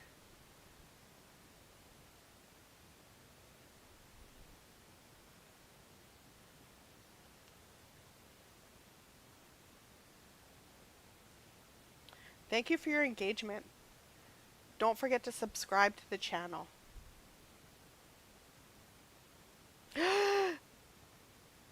No, Miller. Okay, hold on. I gotta post this. Announces strategic military partnership with Russia and China. Could you imagine? Are you talking about Trudeau? Thank you, Rebecca.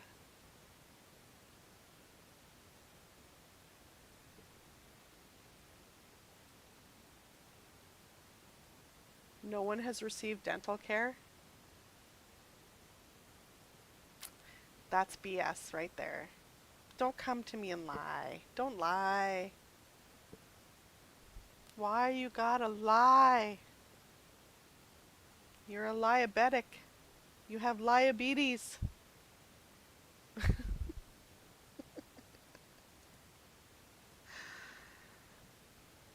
Trudeau, come on.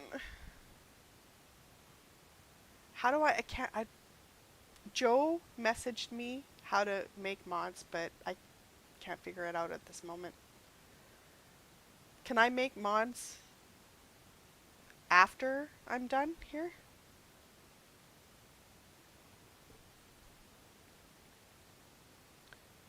The cool thing is that when they're talking and they're saying these things, they're actually... Okay. I'll add mods after. You guys can walk me through it. You know, they've got me in the algorithm. They've got me, like, whenever they comment or anything, it brings up more views.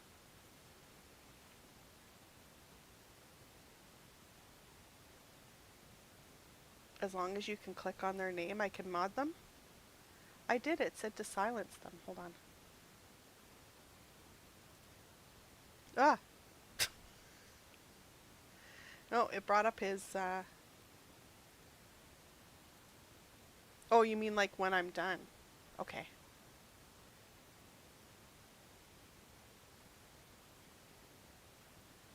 Like I click Joe and it says delete comment, put user in timeout, ban user, and delete their comments. And then when I click his name, his comment comes up. Maybe it's just the program that I'm using, because I'm using StreamYards, right? So, and all the comments are showing up within StreamYards.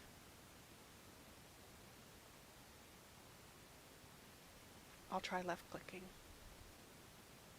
I think it's because it's StreamYards though. No, it does the regular Windows right click. It's okay though. I mean, I'll do it after. Yeah, you need to be in YouTube to do it, not from StreamYard.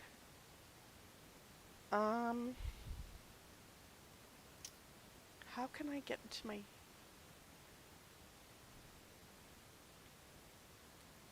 We're not seeing the protests in the States. And we would like to, but everything is being suppressed.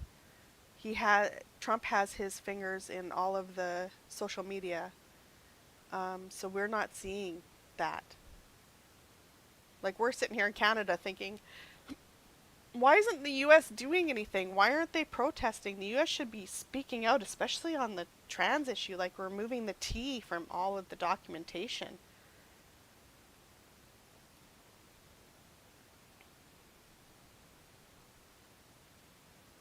Exactly, Sandy. Many people have benefited, right? I don't know how many times I could have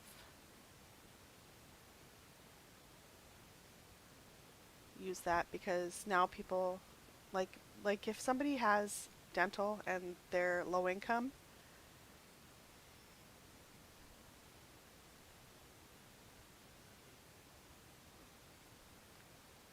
Baha, I never liked Trudeau. I've never liked him. I disliked Trudeau when it was not cool to do so, like long before anybody else.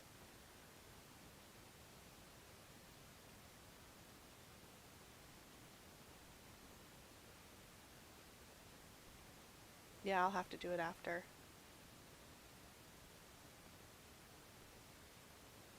Yeah, so a lot of comments of people that have had the dental. You've seen a few protests in Houston, Fort Worth, Texas. I know they're being shut down, and oh, I thought he was going to say something. He tricked me. What haven't I haven't explained. What haven't I explained? Type in what I haven't explained, Max. Please.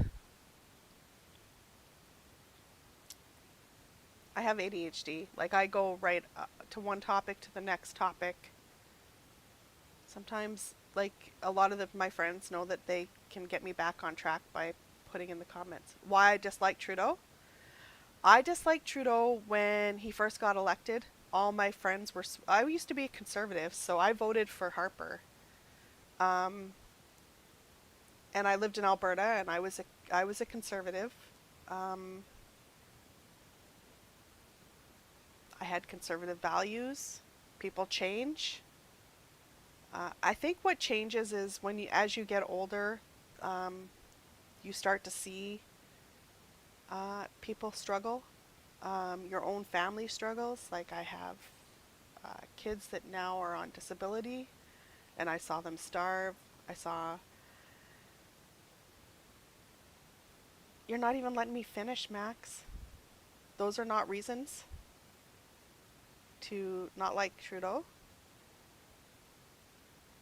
I didn't like him because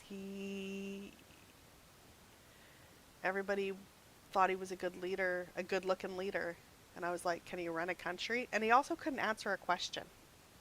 Yeah, see, that's what I mean. It wasn't about policy. It was more about he couldn't answer a yes or no question. He was not, to me, he wasn't a people person. And back then I was so young that I didn't even really, I went along with the flow. I didn't really look at the policies of the party when I was younger.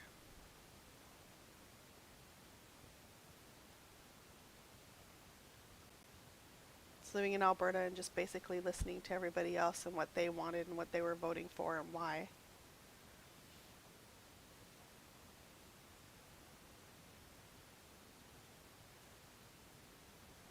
Goodbye, Max. I just told Max why I didn't have any policy answers back then.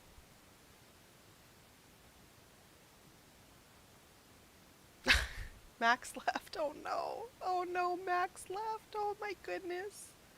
I'm so heartbroken. I don't know. I'm gonna have to shut down my whole live now because Max left everybody.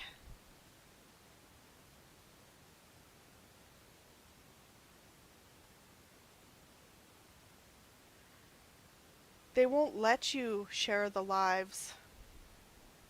They'll, if you try to share them, like if you try to duet them or anything, they find a way to either take the sound out or have some sort of violation for some reason. Or they just suppress it so that you only get like 2 views.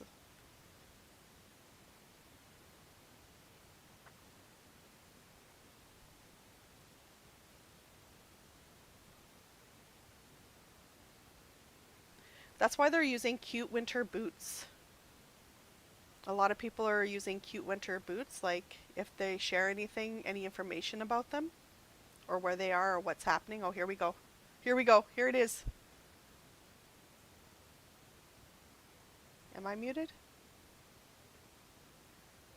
Yeah. In imposing 25% tariffs on Canadian exports to the United States and 10% on Canadian energy. A decision that, should they elect to proceed with, should take effect on Tuesday, February 4th. Cette décision met en péril une relation économique historique, une relation qui a été la source de tellement de richesses, de prospérité et de possibilités des deux côtés de la frontière. Tonight, first, I want to speak directly to Americans, our closest friends and neighbors. This is a choice that, yes, will harm Canadians, but beyond that, it will have real consequences for you, the American people. As I have consistently said, tariffs against Canada will put your jobs at risk, potentially shutting down American auto assembly plants and other manufacturing facilities. They will raise costs for you, including food at the grocery stores and gas at the pump. They will impede your access to an affordable supply of vital goods crucial for U.S. security, such as nickel, potash, uranium, steel, and aluminum. They will violate the free trade agreement that the President and I, along with our Mexican partner, negotiated and signed a few years ago. But it doesn't have to be this way. As President John F. Kennedy said many years ago, geography has made us neighbors, history has made us friends, economics has made us partners, and necessity has made us allies. That rang true for many decades prior to President Kennedy's time in office and in the decades since. From the beaches of Normandy to the mountains of the Korean Peninsula, from the fields of Flanders to the streets of Kandahar, we have fought and died alongside you. During your darkest hours, during the Iranian hostage crisis, those 444 days we worked around the clock from our embassy to get your innocent compatriots home. During the summer of 2005, when Hurricane Katrina ravaged your great city of New Orleans, or mere weeks ago, when we sent water bombers to tackle the wildfires in California. During the day the world stood still, September 11th, 2001, when we provided refuge to stranded passengers and planes, we were always there, standing with you, grieving with you, the American people. Together, we've built the most successful economic, military, and security partnership the world has ever seen. A relationship that has been the envy of the world. Yes, we've had our differences in the past, but we've always found a way to get past them. As I've said before, if President Trump wants to usher in a new golden age for the United States, the better path is to partner with Canada, not to punish us. Canada has critical minerals, reliable and affordable energy, stable democratic institutions, shared values, and the natural resources you need.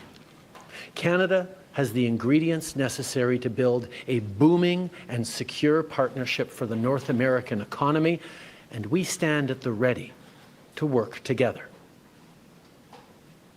Let's take a moment to talk about our shared border. Our border is already safe and secure, but there's always more work to do. Less than 1% of fentanyl, less than 1% of illegal crossings into the United States come from Canada. But hearing concerns from both Canadians and Americans, including the American president himself, we're taking action. We launched a $1.3 billion border plan that is already showing results, because we too are devastated by the scourge that is fentanyl, a drug that has torn apart communities and caused so much pain and torment for countless families across Canada, just like in the United States. A drug that we too want to see wiped from the face of this earth. A drug whose traffickers must be punished. As neighbors, we must work collaboratively to fix this. Unfortunately, the actions taken today by the White House split us apart instead of bringing us together. Tonight, I am announcing Canada will be responding to the U.S. trade action with 25% tariffs against $155 billion worth of American goods. This will include immediate tariffs on $30 billion worth of goods as of Tuesday, followed by further tariffs on $125 billion worth of American products in 21 days' time to allow Canadian companies and supply chains to seek to find alternatives. Ce soir, j'annonce la réplique du Canada. Des tarifs douaniers de 25% sur 155 milliards de dollars de marchandises américaines. Dès mardi, 30 milliards de dollars de produits américains vont être touchés par ces tarifs et dans 21 jours, pour donner le temps aux compagnies canadiennes de trouver des options alternatives, ce sera le cas pour 125 milliards de dollars de marchandises de plus. Like the American tariffs, our response will also be far-reaching and include everyday items such as American beer, wine, and bourbon, fruits and fruit juices, including orange juice, along with vegetables, perfume, clothing, and shoes. It'll include major consumer products like household appliances, furniture, and sports equipment, and materials like lumber and plastics, along with much, much more. And as part of our response, we are considering, with the provinces and territories, several non-tariff measures, including some relating to critical minerals, energy, procurement, and other partnerships. We will stand strong for Canada. We will stand strong to ensure our countries continue to be the best neighbors in the world. With all that said, I also want to speak directly to Canadians in this moment. I'm sure many of you are anxious, but I want you to know we are all in this together. The Canadian government, Canadian businesses, Canadian organized labor, Canadian civil society, Canada's premiers, and tens of millions of Canadians from coast to coast to coast are aligned and united. This is Team Canada at its best.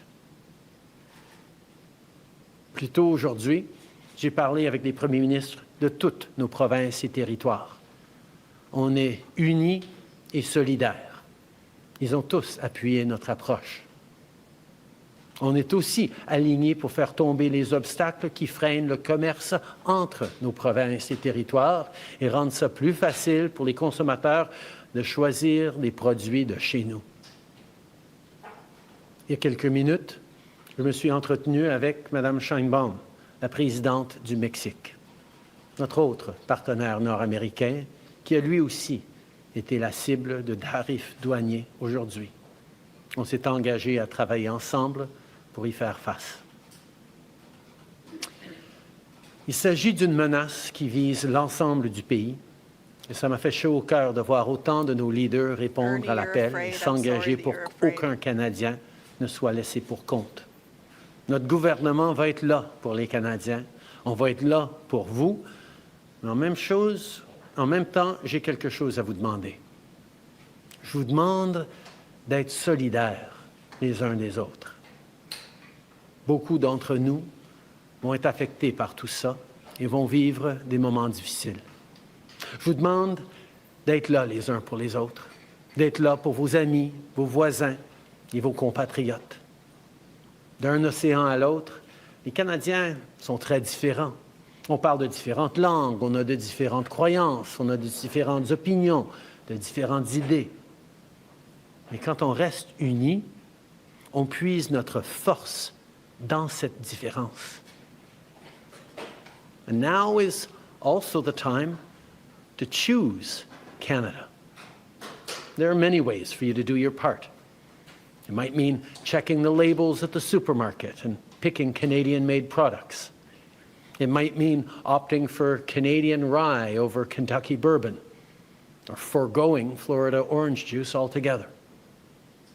It might mean changing your summer vacation plans to stay here in Canada and explore the many national and provincial parks, historical sites, and tourist destinations our great country has to offer.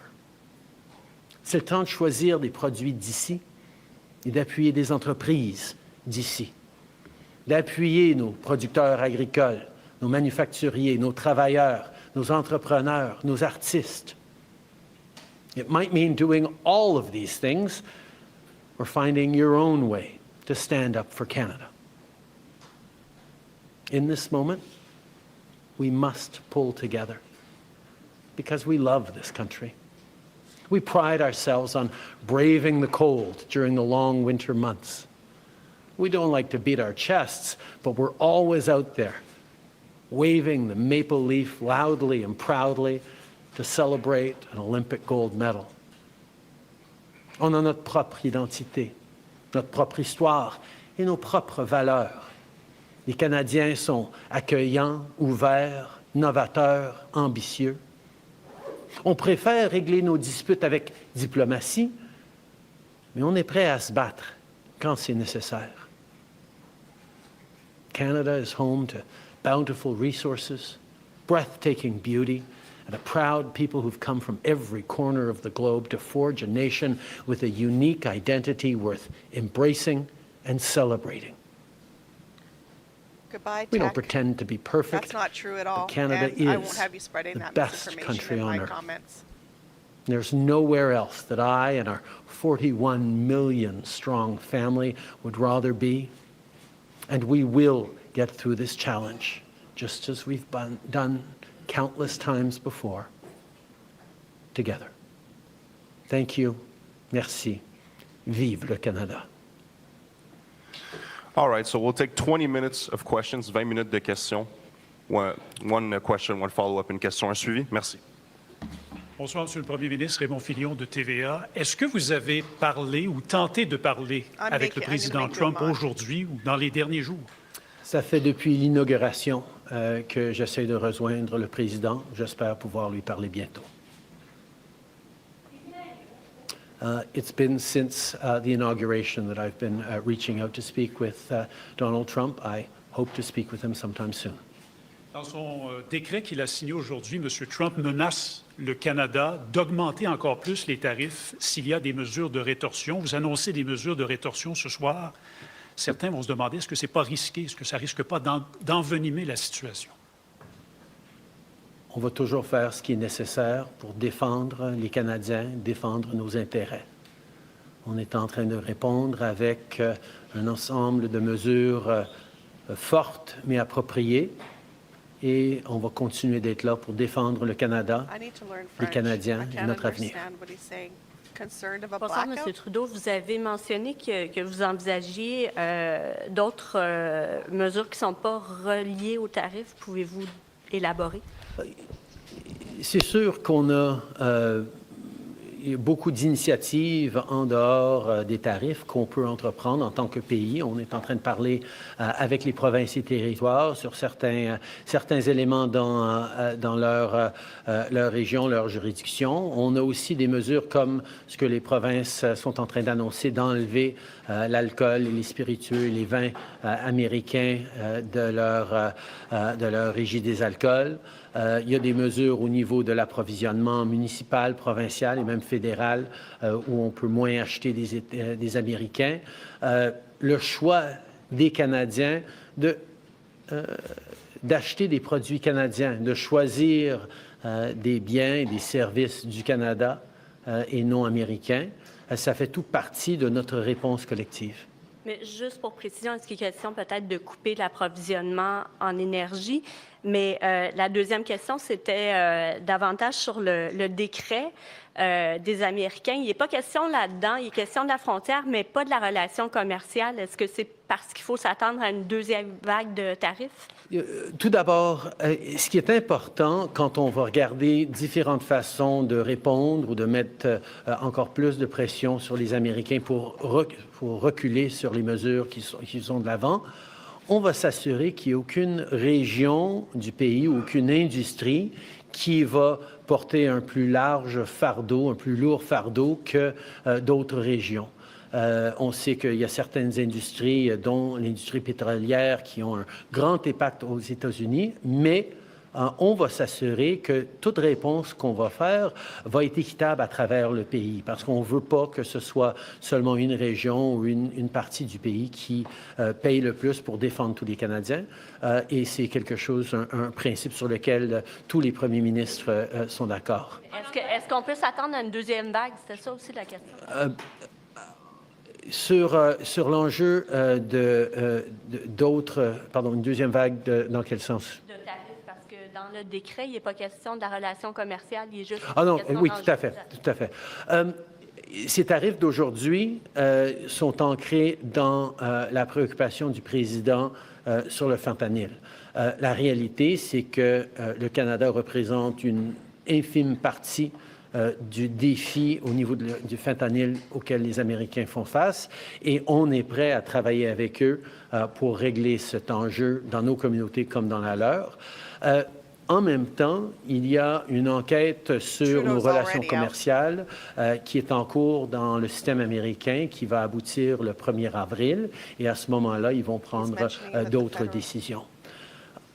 In regards to actions we might take in terms of responding to the American trade action, there are a number of different industries and regions of the country that can have greater leverage over the United States. One thinks of the oil industry, for example.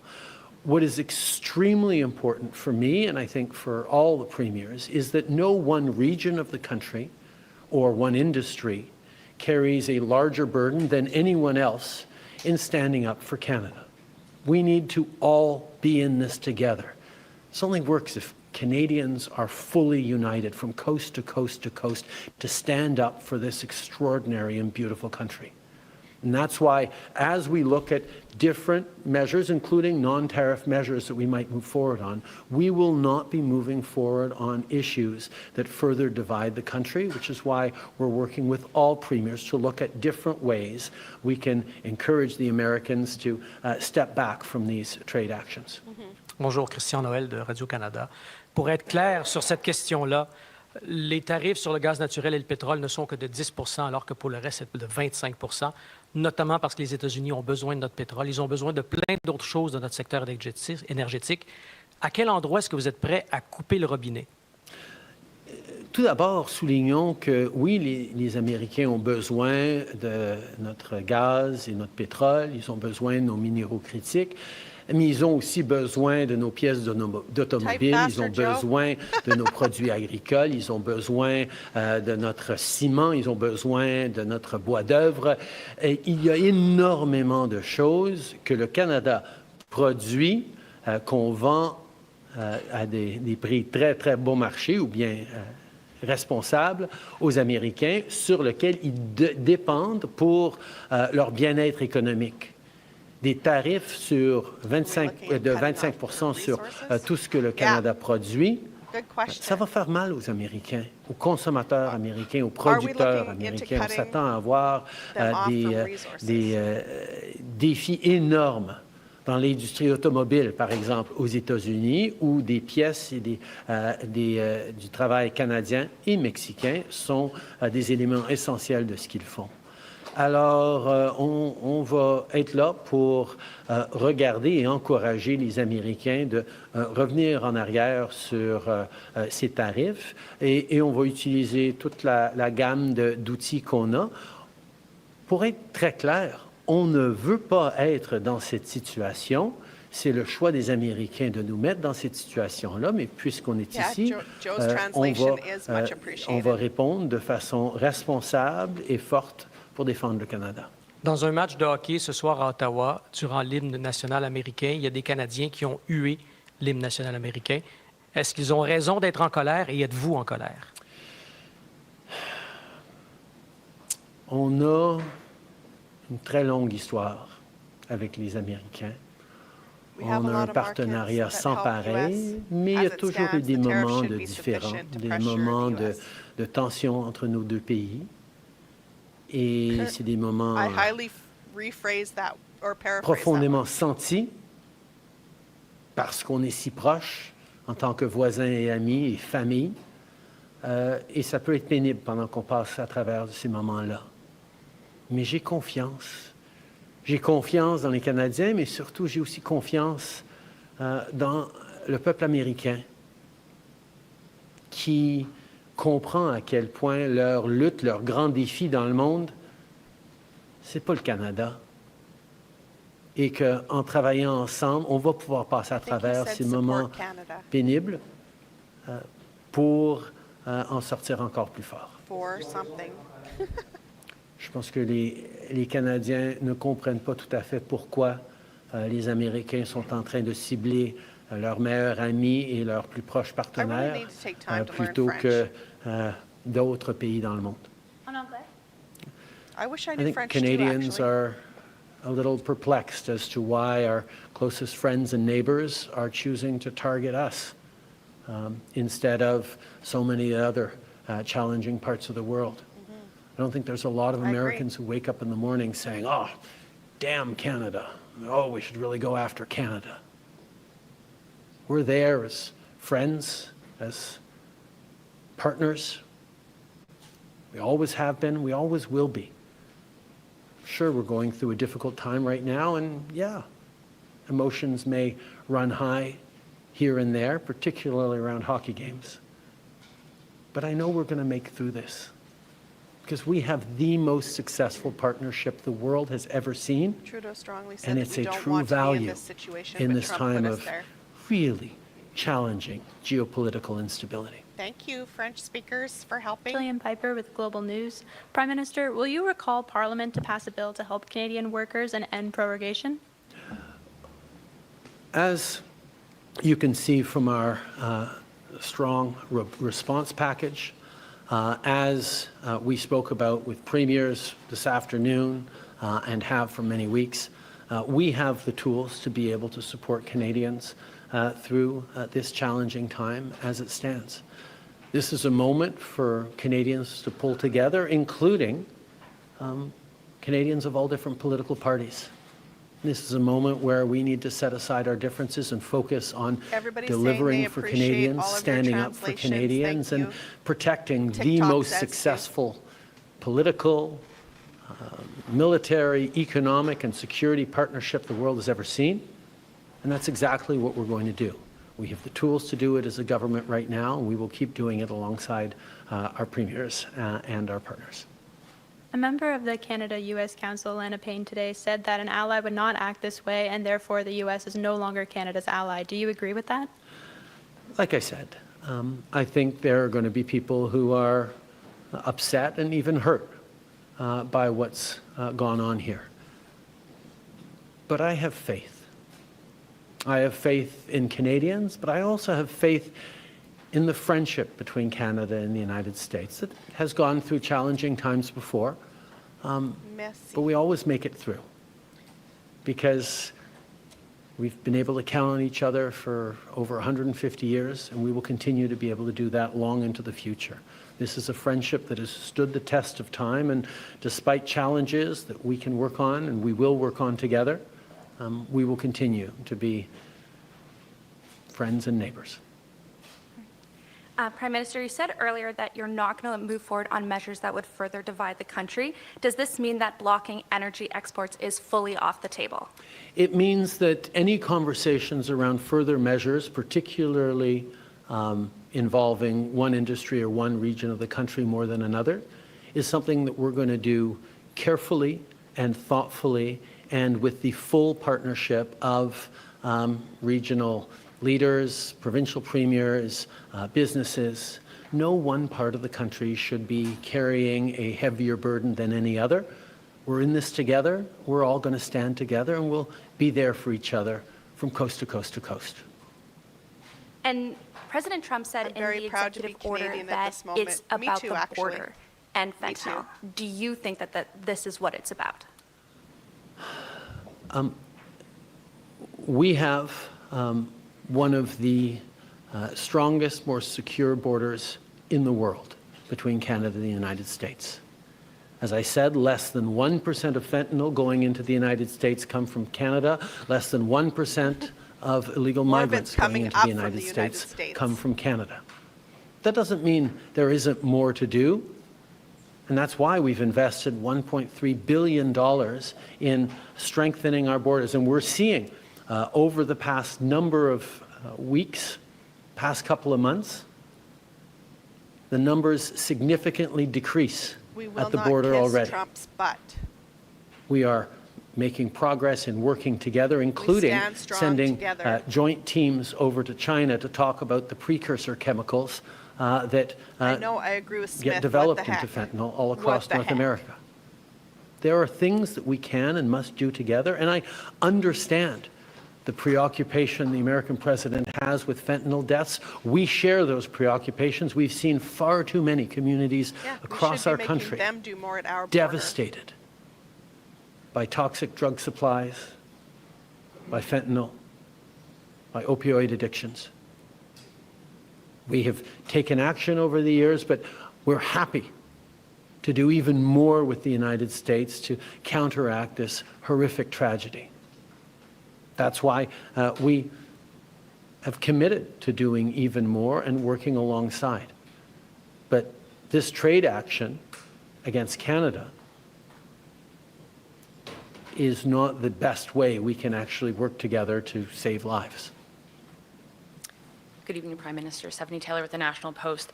What does it tell you about your relationship with President Trump that you've been trying to get a hold of him and he hasn't been speaking with you?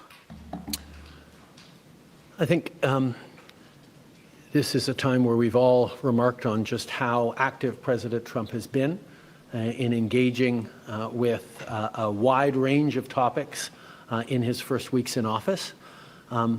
As you all know, I've had many good and substantive conversations with President Trump over the past months, where we've highlighted the work that we can do. Our ministers and officials have been engaging, in many cases like today, multiple times a day with their counterparts to talk through these issues, to move forward on areas of mutual concern. We will continue to engage, and I will continue to be there to work with President Trump as we've worked together in the past. We've worked together to solve some pretty challenging issues over the years. I look forward to doing that again. Je pense qu'on peut souligner à quel point le président est extrêmement actif avec beaucoup de différents enjeux sur sa table. Ça fait plusieurs mois que j'ai eu beaucoup de conversations avec lui sur les enjeux dont on est en train de discuter aujourd'hui. Il sait très bien mes positions et en même temps, les ministres sont extrêmement actifs à être engagés avec leurs contreparties américaines, y compris plusieurs fois chacun aujourd'hui, pour souligner le travail que nous pouvons faire. Alors, il faut se souvenir que moi et le président, nous avons réglé de grands enjeux dans le passé et je suis toujours prêt à le faire encore une fois. Thank you for the But if you can't get a hold of President Trump on a day as consequential as this, when it really matters, can Canada have a productive relationship with President Trump and the Trump administration moving forward? As I've said, we've had a very effective and constructive series of conversations throughout the American administration. We'll continue to.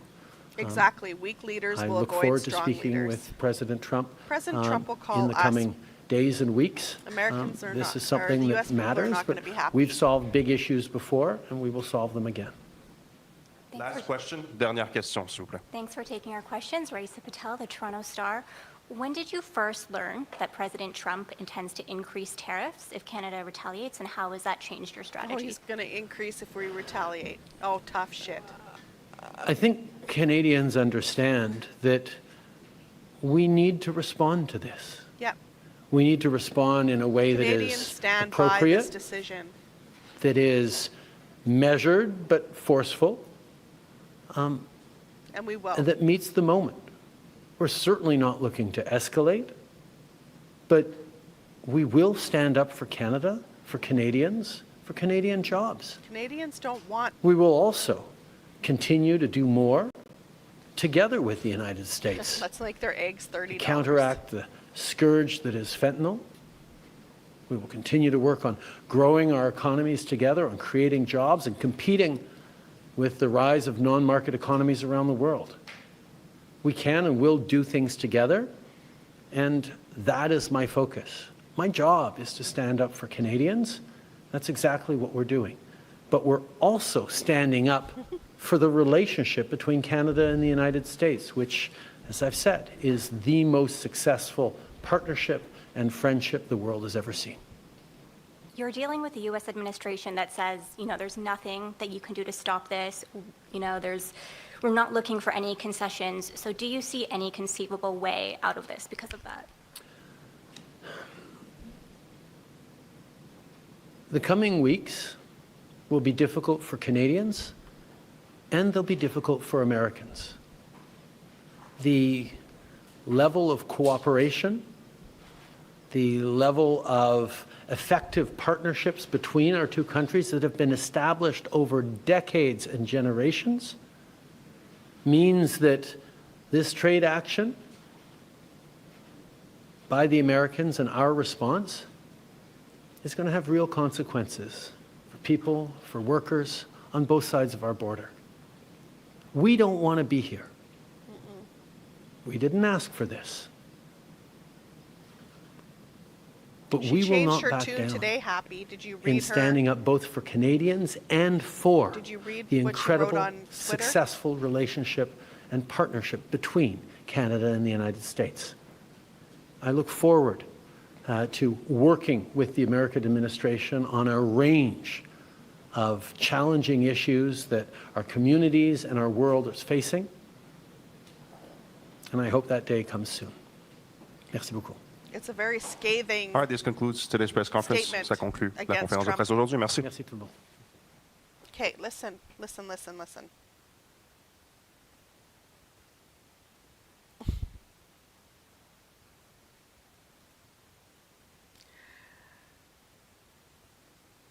The Elon Musk and the US, they're firing everybody. They're firing food regulators. They're firing people in the health sectors. They're firing people who look after the health sectors and everything. Bird flu is rampant and it is going into everything. RFK Jr. doesn't believe in science. He doesn't believe in those things. And, we're going to watch their birds all die. And, what are they going to do? Where are they going to get birds from? Not from Mexico or Canada. They might have to get them from Russia.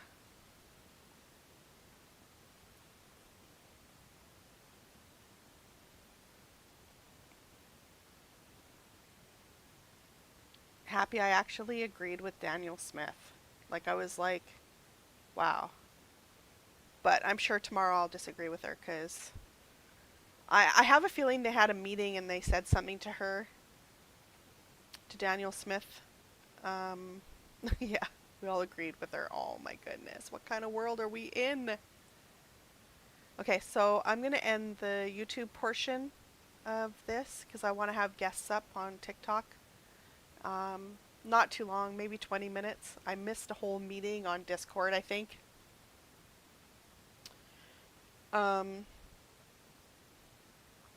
Yeah, so I'm going to end the YouTube, Twitch, and Facebook portion of this, and I think I'll, if anybody wants to come up on, yeah, fired the head of the, yeah, and the plane crashes.